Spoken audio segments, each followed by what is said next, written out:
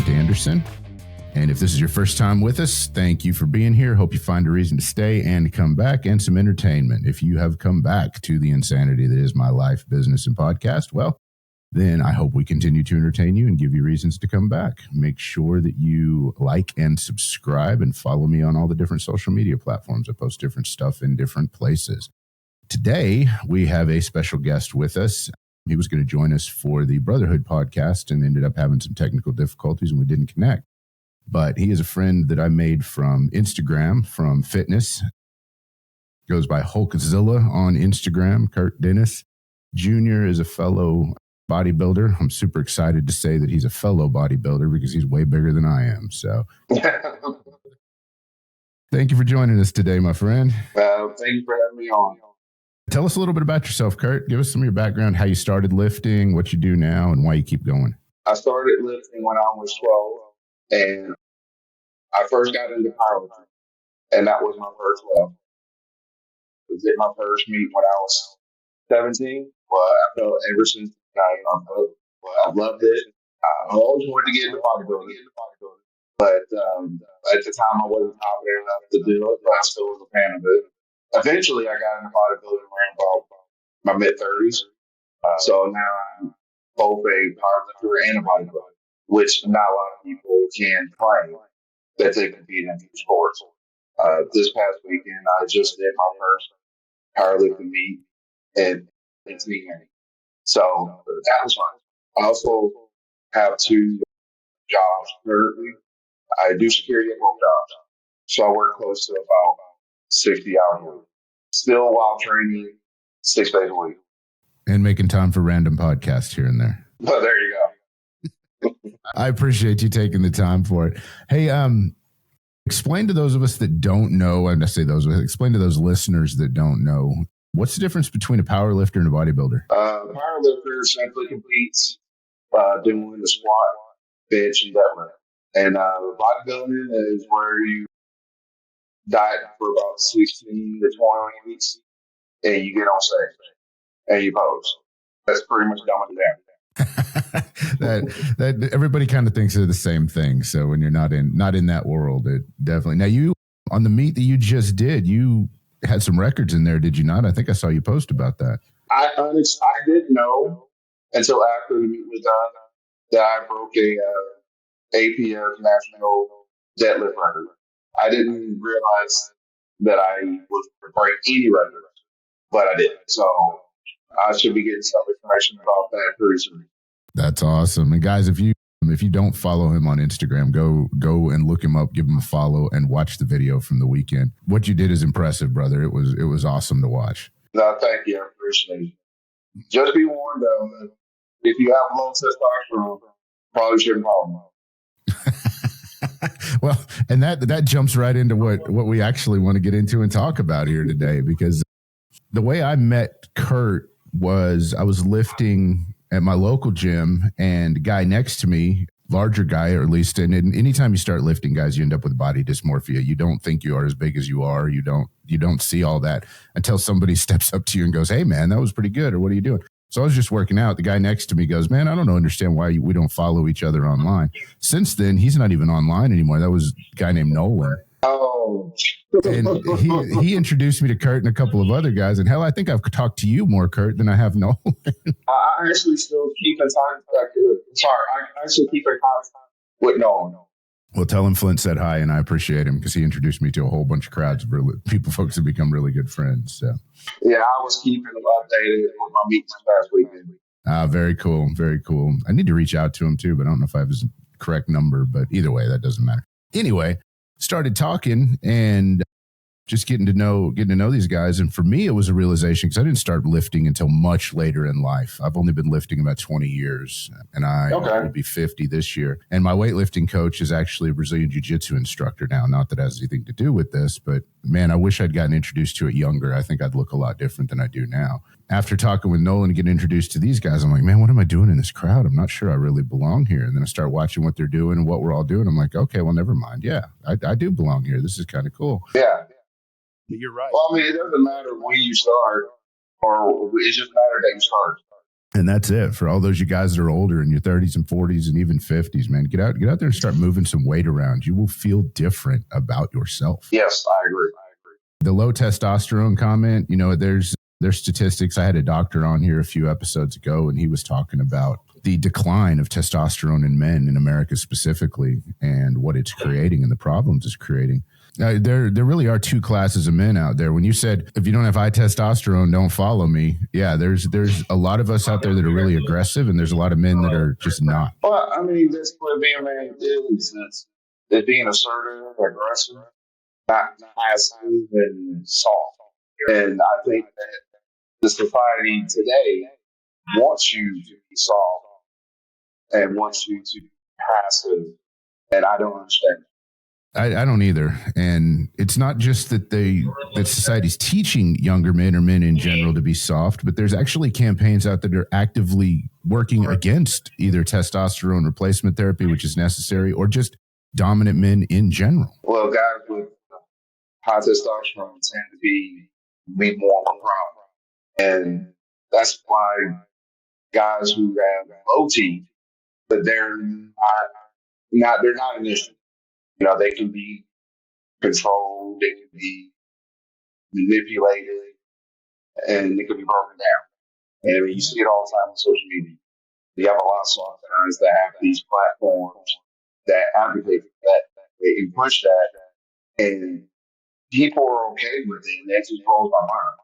You got guys walking around on beaches late night with their shirt off, wearing makeup, just making themselves look pretty for the camera. Yeah, I'm with you. I don't understand that. And what if anything is attractive about that to females? We see a bunch of females out there that are like, well, there's no real good guys out there. Well, society has created this abundance of weak-willed, just pathetic men, for lack of a better term. Well, it's the whole feminism movement. They advocate for that, but they don't want that. It doesn't make sense. It doesn't. They don't want that until the bullets or fists start flying, and then all of a sudden they do want that. Of course, you need a guy to break up a fight. You need a man. Yeah, and you want somebody that's going to run towards the bad guy and allow you to run away from him. Exactly. From a female perspective, I'm not the guy who's going to run out the back door, but there's a lot of young men today that will. And I think that's created an even deeper problem for young men that want to be good men and husbands and fathers. They're being told that they're not supposed to be that way. They feel that way, so they end up confused and just end up being tyrants, just picking on anybody that's weaker than them instead of making themselves stronger. This brings up a really good point. I watch a lot of videos on YouTube. Some are funny. None of this make me pass the time. But there's this whole thing with the pop balloon guy that went on to that.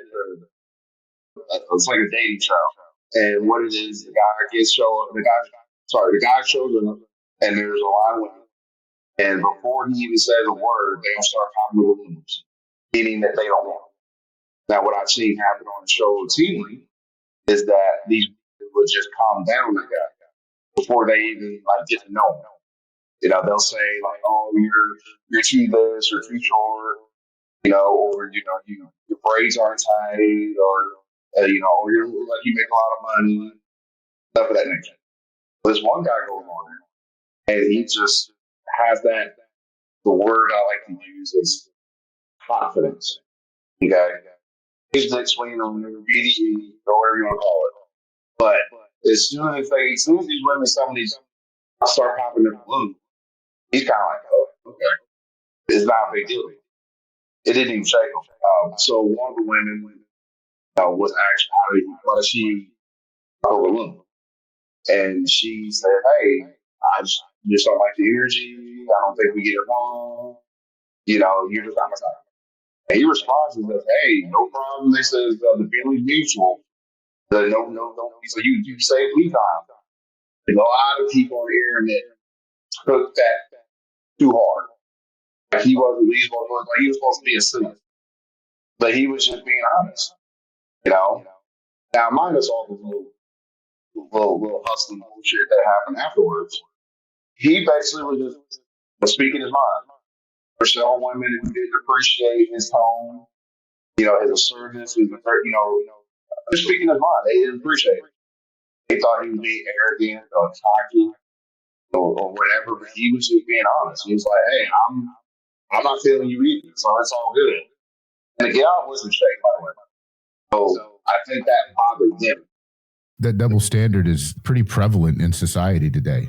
You see that with the man on the street interviews all the time too. Oh, I don't want a guy unless he's 6 foot tall, makes $100,000 a year. But you start talking about you want them to be in shape and not overweight or look good in a set of heels, and all of a sudden you're a sexist and a misogynist and a pig. Yeah, guys aren't supposed to have standards.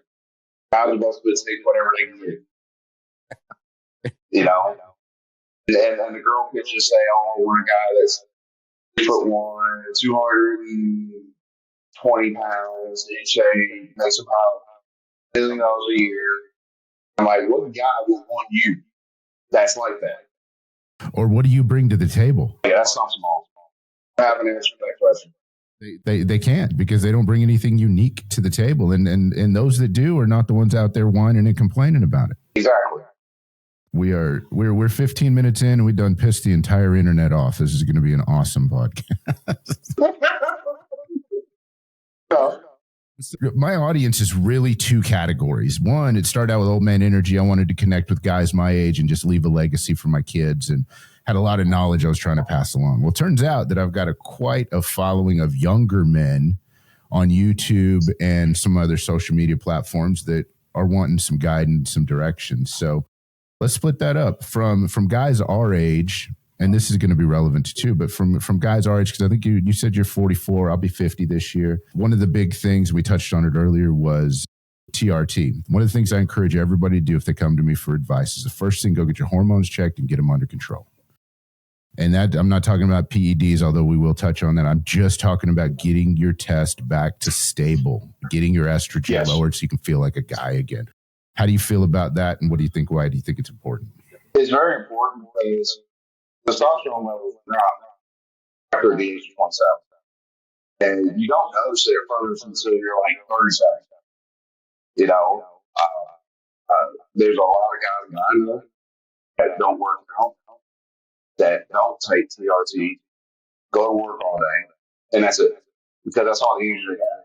But they'll go straight to a bar and they'll start drinking alcohol and party and do all those other things. And it just drives it down. It drives it down your testosterone levels even more. The other thing I see is that a lot of men our age don't have a reason to be active. They think it's too late. They think it's too much. All these young guys are all good looking. There's no way I'm going to get like that. But you're seeing it happen on social media all the time. A lot of older guys are starting to get in shape. They're starting to understand the importance of TRT, especially if you got a family. The kids aren't going to stay young anymore. They're going to get older, and you're going to have to keep up with them. That's just, part of the deal. It's so much beneficial for men to be on TRT because it helps them have more energy for more things other than just work. Because we all know work takes it out of us. It does. And TRT alone can't just, do the job. You have to you have to be able to have a follow. You have to have that too. You have to follow a regimented workout routine and meal plan. And once you get all those things in order, you'll be able to do just about anything, and maybe even be more efficient at your job. It does wonders for your head more than your body as well, because just the very act of a guy going and lifting weights will put you in a different mindset. It makes you feel better because you accomplished something. You couple that with TRT therapy, you start getting yourself back, you start feeling just better in general, mentally and physically. Well, here's the thing too, and a lot of my friends that are veterans, when they come out of military service, a lot of them get, they often deal with PTSD. Well, PTSD and low T are linked. The common link between the two is depression. So, yes, you be in the military service, you're using that drill all the time. Listen, the fight or flight, whatever. And then you come out and it's like it just stays scratched. So a lot of my friends that are veterans, they are on TRT. And it helps. It doesn't remove the PTSD, but it keeps the episodes down to a minimum, which makes it more manageable as far as life is concerned.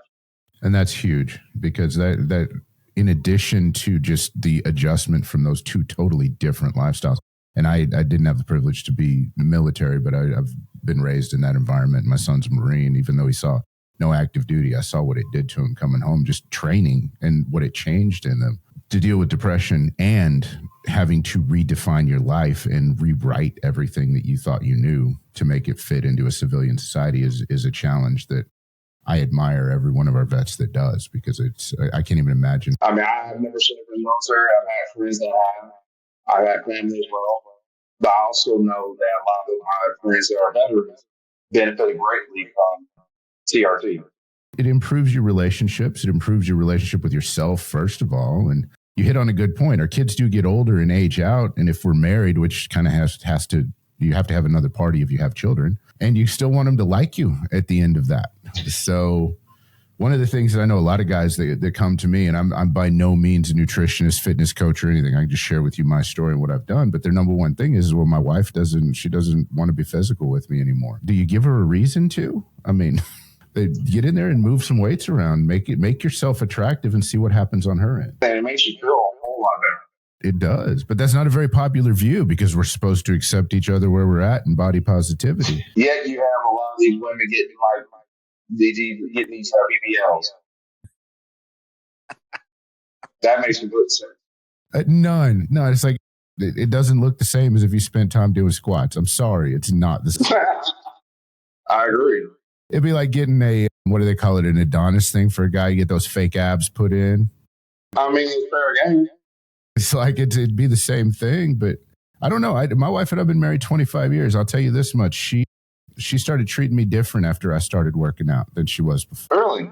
And she wasn't mean to me before, but I mean, it's just when I started getting in shape, I started getting more attention, and I kind of liked it. And we didn't have any problems as far as that goes. It just got better. So there you go. Yeah, there's a lot to be said for being a man. And in younger people, guys, while your hormones are level or normal and you're running, you don't need to be confused about what screw what society's telling you. Go get in the gym, start working out, start pouring into yourself while you're young and you can do it. And as he was saying with the show about the balloons, forget what everybody else's opinion about you is. If there's a female that's attracted to you, I promise you, if you're in shape, she's going to tell you. She's going to move mountains to get up close to you and talk to you. You ain't going to have to. Exactly. She won't need a balloon either. No, she'll let you know that she likes you. And the other thing that I want to mention to some of the young guys is, don't be a pussy when you go in the gym. Just fucking go and just fucking lose some weight. And trust me, the change comes on a lot faster than you think. Don't compare yourself to some of these other guys that have been in the game longer than you. You got to focus on your progress and what you're doing. Like the problem with some of these young guys, they follow some of these younger guys on social media that look mediocre as well. Yes. Like, there's nothing impressive about it. Aside from the fact that they wear entirely too much makeup on camera. Oh, God. Yeah. Get in the gym, and as I tell everybody, every young person that comes up to me, every young guy, is like, get in there and fuck some shit up. Just, you're going to make some mistakes. 99% of the crap that you're going to hear won't matter in the first 4 or 5 years of your lifting. Get in there, make it the two things: drink enough water, eat enough protein, and lift heavy weights. And it doesn't matter what routine you're on or anything, because if you're young, you're just full of hormones anyway. Everything's going to work. When it stops or when you hit a plateau, that's when you go find the biggest dude in the gym that looks like what you want to look like and go talk to him. Because I promise you, I may not make time for you in the middle of my workout, but I will stop and talk to you when I'm done, if you have the guts to. Sorry. We need more guys in the gym lifting and doing it correctly. Being on their cell phone. Oh, God, no. Or having 3 different drink bottles and drinking them in order when you're going through your routine. I don't know. Somebody did that in the gym the other day. Oh, what? They had their pre-workout, and then they had an intra-workout, and they had a post-workout. He was supposed to. I asked him, I'm like, why do you got 3 different colored drink bottles over there, man? What's going on? and he was young. He's maybe in his mid-20s. That's what overthinking does. It does. People ask me what my pre-workout is. It's black coffee. I drink black coffee before I go to the gym. I usually work out fasted because I don't like puking in a bucket. Rich Warren did that a lot. Yeah, it was like I can't eat before I go because I lift heavy enough. My workouts are pretty freaking brutal. I don't want to throw up. I agree. Same thing. I don't believe in eating 30 minutes or even an hour before I go to the gym. I'm going to puke. And that's it. I don't want to throw up in their trash can. I feel bad about somebody else having to clean it up. But it does say that when you do puke at a gym that you're training hard enough, though. That's true. That's true. Well, and I don't know who I saw, and you might have seen the same YouTube video. This is for the younger guys too, where he got a request from a 14-year-old kid. He said, what kind of, or not 14, an 18-year-old kid, what kind of cycle should I be on? What should I be doing here and there? And he basically told him, he goes, eat chicken and rice and lift as heavy as possible. You don't even need to be thinking about any kind of enhancement drugs for another 10 plus years. I agree with that. That's what I would say, because I didn't start until I was 27. So I don't understand some of these guys starting at like 17, 18, or even 21. Like, you don't need to be touching that because you got so much of your own testosterone. It doesn't even matter. And are we talking about TRT? Are we talking about PEDs or both at this point? Talking about the testosterone relates to the young guys. That's really the same thing, but everybody's kind of devolved them into different places depending on how much enhancement you want. But have your blood levels checked when you're younger. If you don't need it, you don't need it. Oh, you have your own testosterone. As long as you're staying away from these processed food, eating clean, eating big, and then training your ass off hard and heavy, you won't need it for quite a while. I didn't start until 27, and I already been lifting for over 10 years. I didn't start until I was in my late 30s, and I've been lifting for almost 10 years. And I hate to break it to you guys, but Curt's going to agree with me on this one. There ain't no magic pill.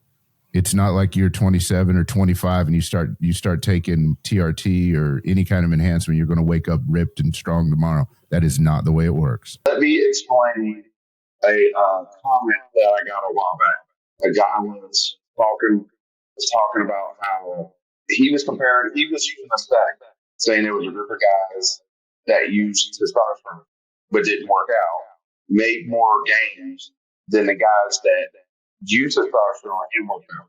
Now, as we both know, studies are 90% bullshit. Okay, because it's all about the people who are doing those studies. I could take a guy in the gym that is on testosterone, that eats clean, and that's been lifting for 5 to 10 years. He would blow those dudes out the water that was just using tests and not working out. I mean, it's just facts. And he wouldn't accept that. He was, and granted, he had the nerve to say all this while claiming lifetime management. So he's never touched this stuff. So I had a hard time having a conversation with this guy when everything he knows is based off of the study. So, and that's what so many young guys, influencers, are doing. They take a study that fits their narrative perfectly, even though there's guys like me that sees right through that bullshit. Yeah. And in that little bit, he kept claiming that he was starting. He sent me his numbers. It was like 500, 405, 365. And I was like, well, is that your deadlift, squat, and bench? He says, yes. And he said he weighs 230 pounds. And I told him, I was like, my best total is way bigger than yours. I'm also doing more than twice my body weight than he was. So, and he kept saying, this is the best part. I'll catch up to you a little bit. I started out stronger, but then I'll catch up to you. Exactly. I'm assuming I'll catch up to you. I'll catch up to you in a little bit. We're not that much different than street. I don't know how you have the patience for these dudes. I don't. It's entertainment. We're not busting on anybody unless you're full of shit. And the thing about it is, if you're going to call out a guy, a high test guy that is, just be prepared for the answer. I mean, that's all I'm for. We're not going to be mean to you on purpose, but you can't be kind if you don't have the ability to be violent or aggressive. My statement to the guys is I just tell them what time I'm going to be at the gym. I'm like, okay, fine, show up. You can send me all the numbers you want. But until you come in here and go through an hour and a half with me at the gym, then we're not even going to talk. It's not even worth my time. I still work out alone every single day. The only one who wants to come work out with me is any one of my sons, and they usually do their own because they know what my workouts are like. I haven't ever had anybody random show up when they had that invitation. Not once. Yeah. Well, this guy basically looked like a soft potato. I mean, he has to wear a shirt that says he works out. It was hard for us for me to go through his stuff and realize, is he going to work out? Where are these photos? Where are these videos? Right. I'm curious too. Like, bro, I'm like warming up with your squad. It's like, and guys, listen, we're having some fun, poking fun back and forth here. One, be prepared for the answer if you're going to call a dude out, especially if you're full of shit. But number two, don't lie about shit. Just tell the truth. If you know what, hey, I'm just starting out, guys, I really want to follow you. Cool. Do it. But post the videos of what you're actually doing. If you claim you do something, you can send them a link and show them doing it. I mean, it's not like you're a terribly private dude in the gym. You post every single day. Well, that's the thing. They don't want to be criticized just like they criticize others. They don't want that smoke. And that's it. It's easy to be powerful when you're typing letters into a keyboard, but when it comes down to it, all of a sudden you get called out, you get uncomfortable. When you have low testosterone, you will avoid conflict at any cost. And the problem with that is that, let's say you have low testosterone when you start, now you get testosterone and you're aggressive. You've trained yourself to try and avoid conflict, so you get some really weird reactions. I was that guy. That's why I could say that. I came up with some really weird reactions where I simultaneously wanted to leave and bust a dude in the nose. Yeah, and I agree. Like, it's almost weird. It's almost weird. Like, when you have low T, you avoid confrontation because of your emotions, your feelings. When you get high testosterone, you avoid conflict just not to go to jail. Same end result, two totally different motivations. Exactly. Like, hey, I'll walk away from a fight if I feel like I'm going to be put in jail afterwards. If you're the big guy in the fight, you're automatically going to be assumed to be the aggressor, even if you're not. Exactly. And I had a friend of mine a long time ago that was actually arrested, even though he did not instigate the fight, because he was the bigger guy. He was the bigger threat. Exactly. Yet, those are the guys that you want on your side when shit hits the fan because you know you're going to be safe. Exactly. I don't want some guy that looks like a marshmallow standing beside me if I'm going to be in a conflict. I want a guy that looks like you. I want a guy that looks like our other buddy that we mentioned. And I don't want to be standing next to a guy that wears makeup on camera and wears capris. No. That's we keep going back to that, but it's the truth. You want to be. I can't see you reconciling wearing makeup on camera and capris or dresses or any of the other craziness that people try and do to justify as normal these days. And then 5 or 10 years down the road, okay, now you're a dad and you're a husband and you're being a good provider and you're being a good leader. Maybe people like that can wake up, but you can't live in that lifestyle and then continue to do what you need to do to live a normal life. Well, your point of view is different when you're a protector now. Yeah. It's different because now you have people that rely on you. A lot of that shit's going to have to go. Well, and we're not equipping these young men with the tools they need to be that way. So when they're forced into that situation, they have no idea how to respond. Exactly. It's completely new to them. They don't know what to do. Their girl wants them to be a protector, and they don't know how to. I can relate to that in somewhat. I was raised by a single mother. My dad did not come in the picture the whole time. He was in and out of it, but I was raised to be a weak man because of some trauma in my mother's past. So when I grew up and realized I had turned my back on the way that I was raised, it was odd to me at first that I was accepted into the manhood club just as normal. I was like, well, yeah, but I wasn't raised this way. So if I hadn't gone and sought out guys to learn from and to fill those gaps, it scares me to look back and see what may have happened with my life as far as that goes. I really feel for a lot of younger guys that are confused and trying to figure themselves out. And I'm going to encourage you right now. Get in the gym, and I've done entire videos on this. Get in the gym because it's the one place you'll be accepted because you're trying to better yourself. And number two, make friends with those guys that look like you want to look like. You'll end up with nothing else. You'll end up feeling better about yourself. But two, you might end up with a guy that you can get some different advice from whenever it comes down to the wire and you really don't know who to turn to. I definitely agree. Definitely be friends with some of the scariest guys in the gym. Yes. I said the other day, and I I don't think it got edited out of one of the videos, but I said the other day, somebody asked me a weird question. It's like, would you rather be dropped into a group of bikers or into modern day protest? And I'm like, give me the bikers all day long. At least then I know where I stand. Exactly. Strong guys are the ones in society that keep the psychopaths at bay. Yes. We are the ones who will stand up and will call them out for their bullshit and not let them propagate hurting other people, hurting women, hurting children. Just strong guys are the ones to stop that from happening. We need more young men to step up and start being strong guys, strong men, strong leaders, and calling these other guys out for their bullshit, the ones that are tormenting the women and children. And I think it starts with being friends with the absolute scariest guy in the gym. Yeah. Being funny with that a little bit, but at the same time being serious, because some of those guys know shit that you don't know. And they know you don't know shit. And at the same time, they're going to try to coach you up, point you in that right direction. If you already don't have somebody there in your life that can do that already. It's important to find somebody who's qualified to give you advice. Yes. And the reason why I say the scariest guy in the gym, because you have a lot of mediocrity in gyms right now. A lot of guys that look the same. And me, when I got into the gym for the first time, I was surrounded by guys who were all scary. None of them looked normal. Like, nobody looked the same. And it was a cool place. And I made a lot of good friends. And I learned a lot.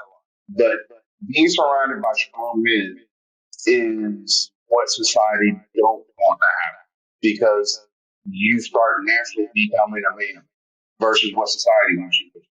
And sometimes it's being around that guy that's assertive, aggressive, confident, doesn't care what people think or say about him, and it's just a force of nature. I like that description, a force of nature. And that's what it is. What everyone wants to be the same, but I always seem to pick out the ones that I know that are just like a force of nature. Like, when they come through, they're doing their thing. They're not caring about what people think. That to me, that's just like that draws me to it. And a lot of these young guys just need to look for guys like that. Yes, and be prepared when you approach guys like that. They're probably going to respond in a way that you don't expect. It doesn't mean they're mad at you or they hate you. It just means that they're going to blast you. They're just being blunt. And that's the way, one, it's a test to see if you're actually serious about talking to them, but we don't even consciously do that. Number two, you're usually talking to us while we're in the middle of a workout and we're freaking miserable. And number three, you're not used to interacting with a guy who just gets to the point. It doesn't mean I don't like you. It's just, okay, look, we got shit to do. Let's get together. We'll spend time talking later when we're not working out. Yes, here's what you need to do. Yeah, cool. Here's my information. Call me later. It's not a problem. That's going to happen, but it doesn't mean they don't want to talk to you. It just means they don't want to talk to you or get involved right that exact second. That's how you learn to get thick skin. And getting picked on. But hey, it worked. Hey, be prepared for that, because you're going to hang around a bunch of guys. You're going to get constantly ribbed and teased and poked and prodded and everything else. But you're also going to get called on your bullshit when you're being a pussy. I love that, because that's real shit right there. Yeah. A lot of these young guys aren't used to the ribbing, the picking on. I mean, I do it because I do it like most guys do it. I do it because I like you. I pick on you because I like you. Now, if I don't like you, I will fuck with you. It's pretty simple. I don't talk to people I don't like. If I like you, I'm going to pick on you a little bit. Now, one of my best friends was mostly raised by his mom. So when we first met and I started not picking on him a little bit, he took it the wrong way. And I had to explain to him, like, hey, it's all I love. Like, hey, you can pick on me right now. I was like, I won't be offended by it, because I know we all love. But it's also, that's how you develop that thick skin. Now he picks on me all the time. And I pick on him all the time. It's all fun. It's almost like there's no boundaries as to what you can or can't talk about. And at the same time, like, hey, I'm gonna call you on your bullshit when you're doing the bullshit. But you also know that it's all I love. And you rather hear from me than from some random guy who don't know me. Because you will hear it from somebody. Right. But I'd rather you hear it from me and not from some random dickhead on social media who just wants to pick at you, just to manipulate you. Yeah, that's it. The other thing is that's what forms the bond as guys. When guys are alone together, we're picking at each other. We talk to each other completely different than when there's women in the room. One, it would come across as disrespectful, because I wouldn't want anybody to talk the way I talk to my guy friends in front of my wife, and my wife is tough as hell. But number two, that's the way bonds are made too. I mean, that's the way you get these friendships, especially as we get older when life's gotten in the way. We don't have as many friends as we used to just because of attrition in life in general. But that's how you know who you can trust and who you can reach out to when you truly do need help. And that brings me to an insanely sobering statistic, and I'm going to hammer this over everybody's head until the day I die. Every 13 and a half minutes, another man loses his battle against his demons in his head and he kills himself. We need more friendships. We need more people we can pick up the phone and go, listen, man, I'm just not dealing today. I need some help. And there are guys today that I know that are content with dealing with things on their own because it comes off as a weakness when they ask for help. Just check in on them. Like, hey, I hadn't heard from you, man. Just saying that. Goes off. Like, respond. Stay calm. Because it's better than not saying anything at all than finding out from somebody that you passed. That is why society wants weak men. Because when weak men get broken down, they won't ask for help. They will just turn to something else. Most likely alcohol or, your drugs. Because they think they need to escape that instead of talking to somebody and actually dealing with it. Having somebody that you trust to be able to, and that word is often overused, but it's ironic that those bonds of that level of trust where you can be weak or not weak, I hate that term, but to be vulnerable because you built a friendship based on strength. It doesn't make any sense on the surface, but from a guy perspective, you know that you can open up to this guy and he doesn't even need to understand to just be there. Exactly. But those are formed from that ribbing and from having the guts to talk to each other and from having the guts to push each other and for calling each other on their bullshit. It's a little bit at a time. I mean, hell, getting this podcast together with you is a good example of that. And this was a pain in the ass. I don't know about you, but just trying to schedule it and get back and forth and everything else. At any one of those times, we could have taken it as, oh, he just doesn't care about me. He doesn't want to do that. What's this dude doing? He's trying to get his shit together. No, it was, and neither one of us took offense to it. It was just like, all right, well, fuck, it'll happen eventually, one way or the other. Exactly. That's exactly how I feel. and it goes right into what society wants men to think. They want them to constantly think about what someone else thinks about them. Yeah. Instead of just moving forward, look, this is where I am. I don't give a rip if you like me one way or the other. Let's go. Exactly. I wanted to do this podcast with you. You reached out and said you wanted to do it too. The decision was already made at that point. Everything else was logistics. We just need to make it happen. Yeah, it wasn't about feelings. It wasn't about being mad at each other. I haven't talked to you one-on-one too much. We've chatted back and forth a lot online, but I can tell you absolutely for a fact, if I did something or said something that irritated you or pissed you off, the first thing I'm going to get from you is, hey, that irritates me and pisses me off. It's not going to be talking sideways or anything else. It'll just be what. No, you would get a warning. Yeah. It's like, that makes me mad, or you're wrong about this, or don't do that again. Well, it doesn't mean you don't like me. Same with you. If somebody doesn't deserve my mental real estate, I don't even acknowledge them anymore. I agree. I'm done. And I think a lot of guys have too many friendships with people who are way too invested in their emotions. And to me, it's like, I ain't got time for it. You got your own issues to deal with, I can help you. But you got to deal with it. Yeah.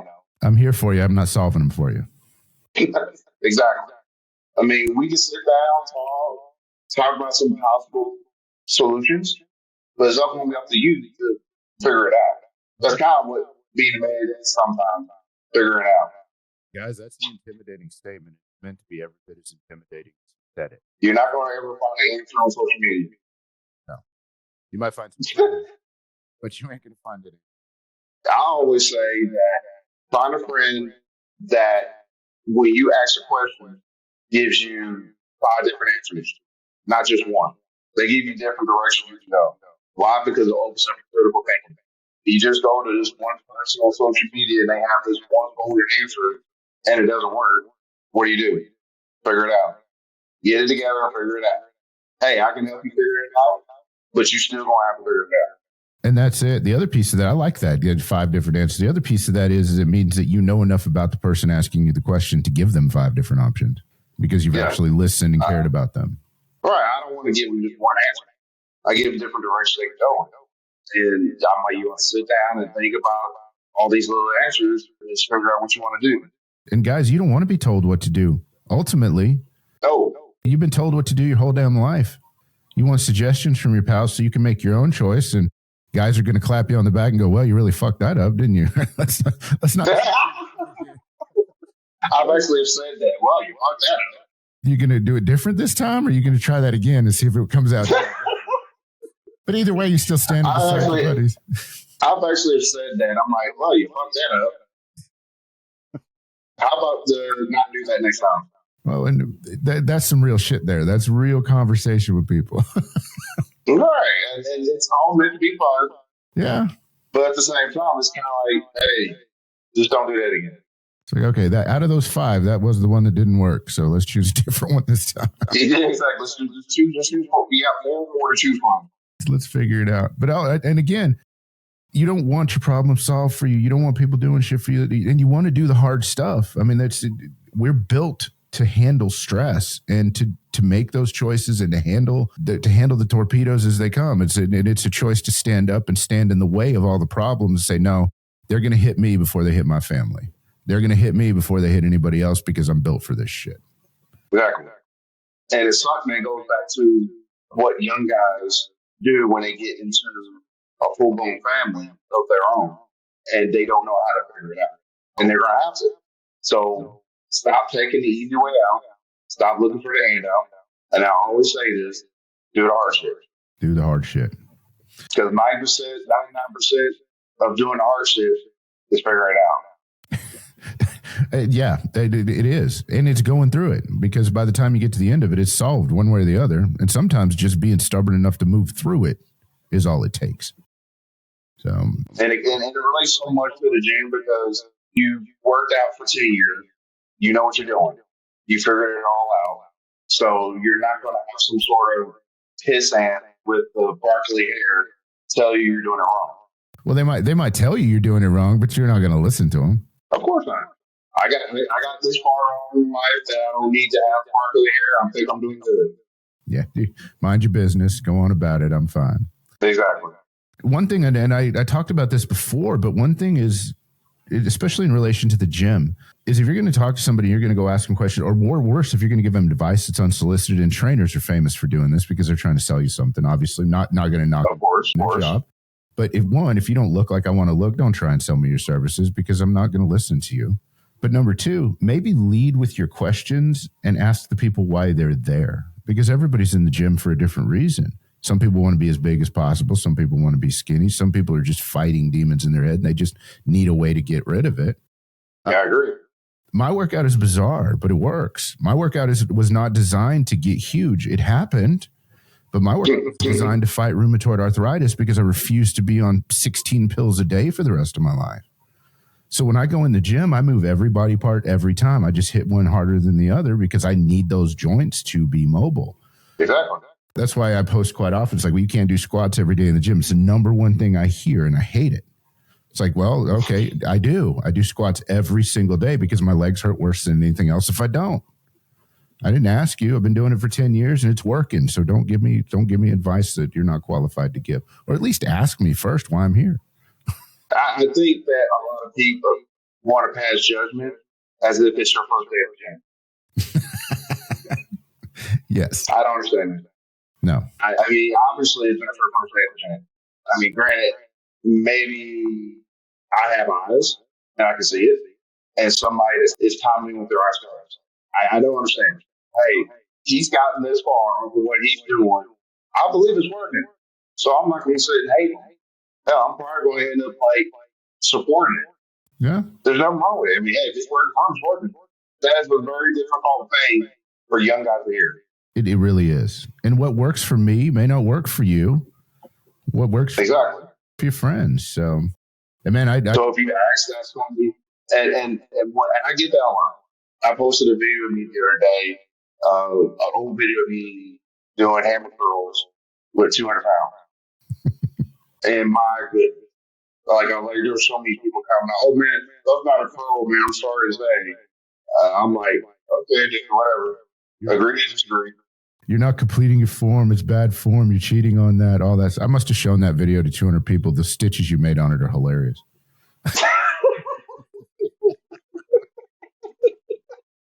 What was your favorite one? He picks the dude up and walks him out. That's the one. It's like, look at this. Exactly. But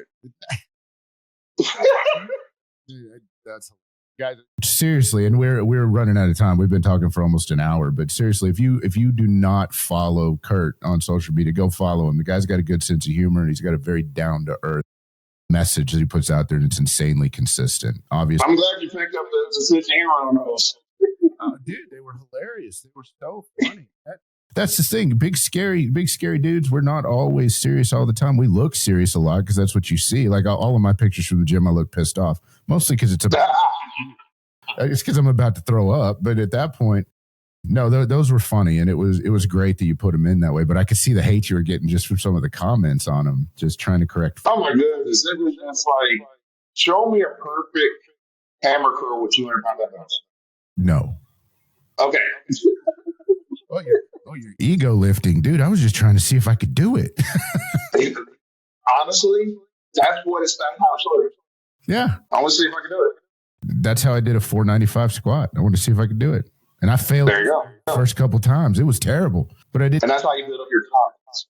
Yeah. That's it. You have to fail, but just fail and not quit. Do it again. Yeah. Come back at it. See if you can do it again. So what if anybody says that? Exactly. First time I hit a 405 deadlift, which seems a long time ago, but I posted that up with just something simple. Can your grandpa do this? And got so much hate from that. Oh, you're just ego lifting. Why older guys are going to hurt themselves? They're trying to do this. And oh my God. Yeah. You definitely triggered the masses on it. And that wasn't even the heaviest. I was just working out. I'm like, hey, I wonder if their grandpa can do this. So I don't know. Curt, I've enjoyed having you on here, brother, but our time is up. We've got to run. Okay, brother. Stuff. Listen, guys, thank you for joining in. If you're still with us, make sure you like and follow. You'll see Curt's information down below. And truly, if you really want to make a difference in your life, and guys, if you younger guys or guys our age, if you're looking for a way to be better than what you are, shoot us a message. Either one of us will be glad to help. Comment below. I answer every comment if I can. And man, if you got guys in the gym that are big and scary, go talk to them and start making friends with them. Just don't tell them how to lift. Exactly. Hey, we'll talk to y'all later. Curt, again, thanks for being with us, brother. No problem, brother. Thank you. All right. Peace, guys. Love y'all.